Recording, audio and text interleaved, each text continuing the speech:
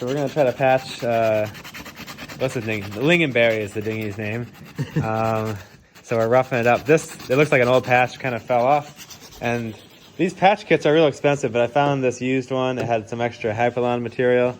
And I'm just gonna try this Wex Systems G-Flex because this is really good stuff. I repaired a sail with this and it held up 3,000 miles with no stitching at all. The previous guy. You can kind of see where the leak was right there. Yeah, there's one in that's probably the biggest one was there. I think that's clean enough. You got any rubbing alcohol? All right, we're going with brown side down. Brown is down. Gray won't clash with the color. No. Anything about like that. You can also use it for like just for fiberglass if you want it to be more like impact. Because I Oh yeah, see it'll lift up, but it's oozing out when I spread it. So I think if we just weight it, would be good. Yeah. Let's get the improved weighting tool. I'm thinking like that. Oh, that's smart. Yeah, really put the weight on there that way. Concentrate it as best we can anyway. You think that should be enough weight, don't you think? Yeah. We put a profound amount of weight. Oh yeah, There we go. Better. Just don't bump into it. Oop. Or all is lost. So it's been about 24 hours. That should be plenty of time. Let's see. Seems like nice and cured.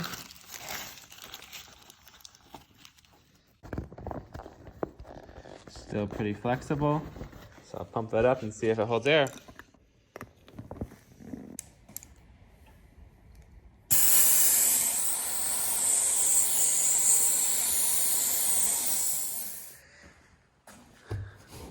Okay, it seems to be holding air. I don't hear any leaks.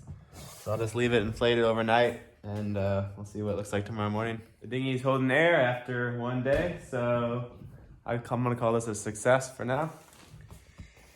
Wex System G-Flex seems like a pretty good thing for patching Hyperline dinghies.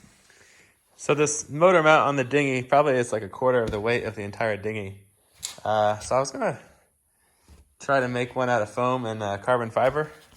I thought that might be kind of a fun project. I've never tried to do a project like that.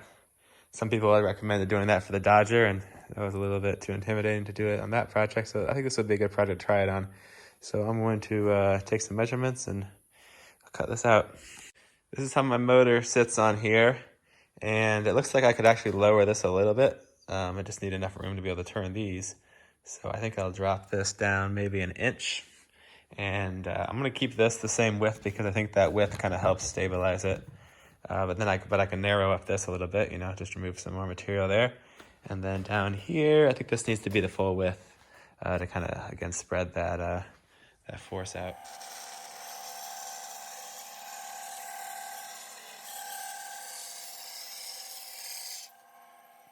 All right, I cut out these two pieces. The table saw is a game changer, and the bandsaw. I love these things. I'm gonna route over the edges.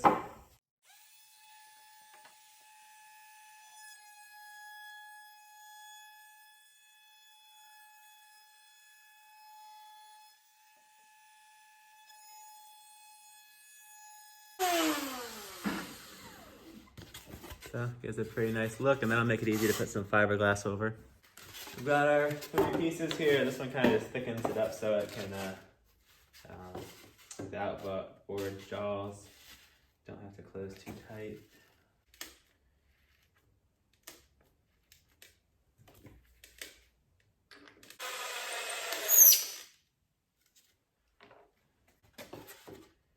The part that goes in the top of the boat.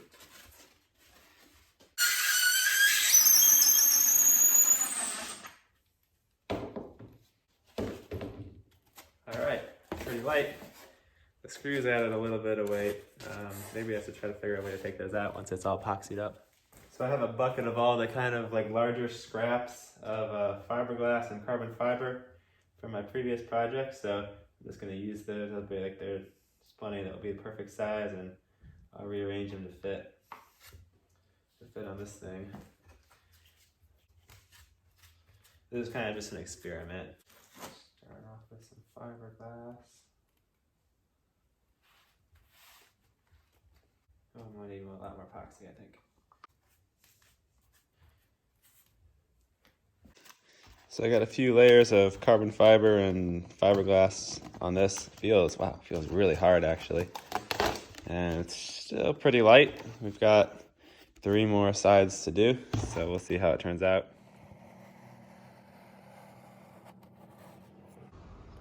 Frosting the cake.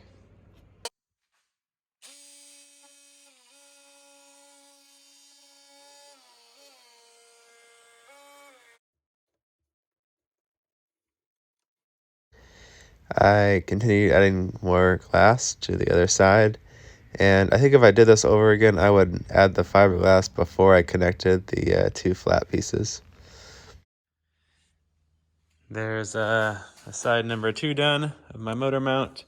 I've been liking this masking tape, using it to kind of get it to hug around the curve a little bit. And this one I did a big layer of glass, a layer of that super thick carbon fiber. David told me that this carbon fiber is what they use to make windmill blades, like those really big windmill blades. And I have another layer of fiberglass.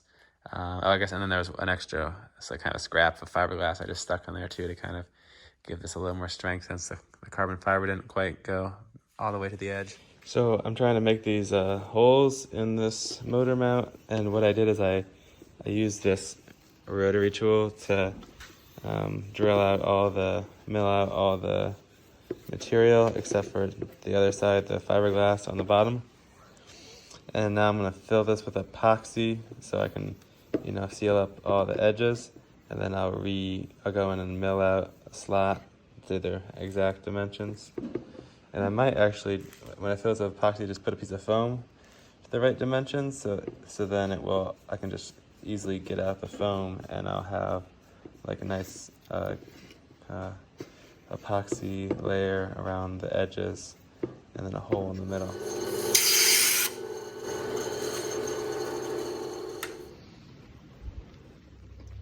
I poured some resin in here, and now I'm just kind of filling it up with some fiberglass scraps I have. It's so hot, it's smoking. You can feel the heat off of it. Dang, it's already hard.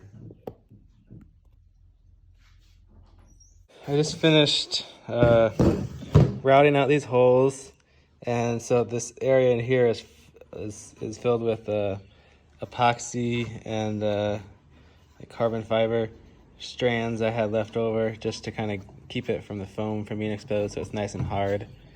And then I rounded it over, so that should be pretty strong.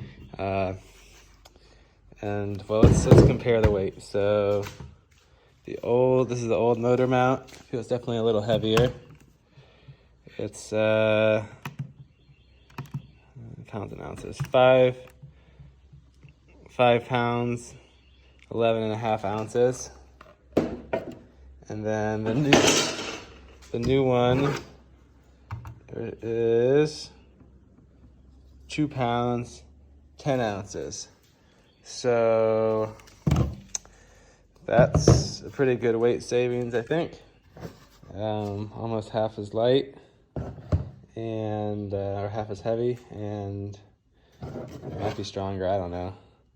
That one's pretty strong too. But it was fun to make this. I kind of want to try making something from scratch, because I've been getting a little better at fiberglassing, and I think this turned out really nice.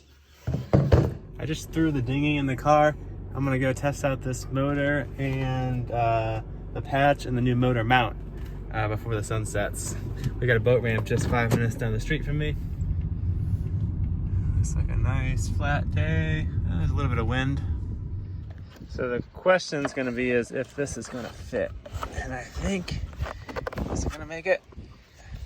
Good news, it fits. And this is gonna be way lighter than before. Oh my gosh. You can hardly even feel the mounts on there. Super strong carbon fiber.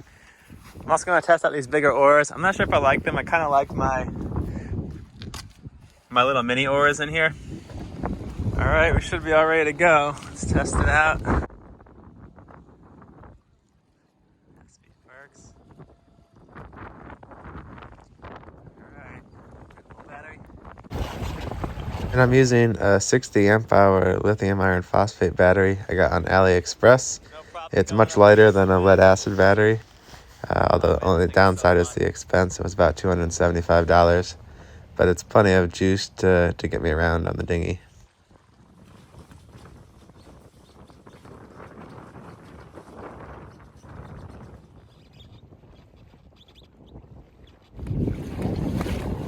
Ran into a little bit of chop.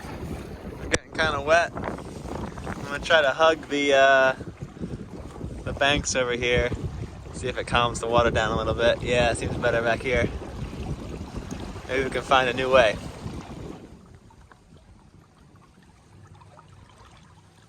It's so calm back here. This creek goes a long ways too.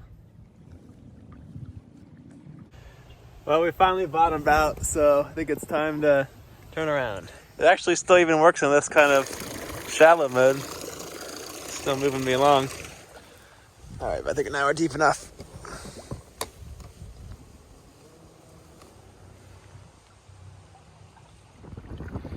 Made it all the way back to the dock. This thing is completely wrong usually, but it says I have 80% battery left. Thanks for watching. I'm really happy with how the dinghy has come out. The electric motor is going to be great for getting ashore or against some wind, and the motor mount seems pretty solid. Also, the patch seems to be holding up, and I'm just pretty happy with the whole system overall. I think that size dinghy is a sweet spot for a sailboat like mine. It might not be the dinghy most people would choose, but I've tried a lot of different dinghies, and it really works good for me. I really don't like having a dinghy permanently on deck. Don't have room for davits because of the wind vane. I've tried towing a dinghy that works fine until it doesn't.